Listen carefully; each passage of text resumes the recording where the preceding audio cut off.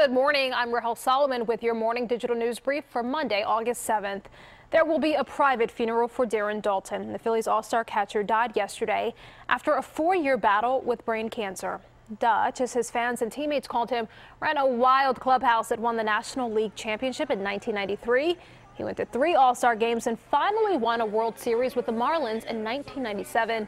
Darren Daulton was 55.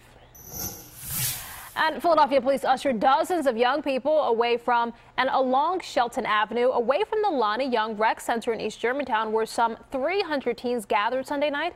Police say they had no choice but to break up the group around 10 p.m. when some in the crowd began to get rowdy and throw rocks. Officers arrested 3 people for vandalism to patrol cars. And it is back to school today for Philadelphia school teachers. The school district begins its orientation for 600 newly hired or returning teachers and counselors.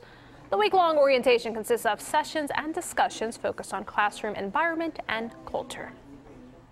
It's that time of year again.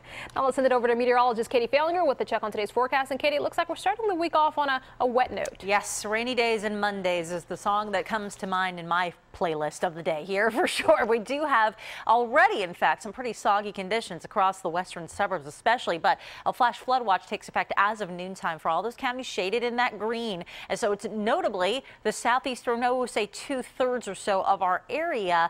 And that's where we've been hammered as of late with rounds of really soaking rain. So the soil is saturated. You just don't need more rain at this point, and anything else that comes through is going to run off pretty easily. So with that said, again, flash flooding is a concern, but it doesn't mean that the Poconos or the Lehigh Valley are immune either. You could even end up with an inch and a half worth of rain up that way, but there will also be some thunderstorms embedded within all of this along the way. Through southernmost New Jersey and Delaware is where you end up with the heaviest hit areas, though, up to 2.5 inches in widespread coverage. Locally, there might even be up to 4 inches in any areas that get hit with a particularly heavy pocket of rain. So something that needs to be monitored. Thankfully, this is the one day that's like this of the work week. Granted, maybe a few showers by Friday, but the rest of the work week, all in all, is actually looking quite nice and warmer too. Rahel? Okay, just got to get through today, Katie. Thank you.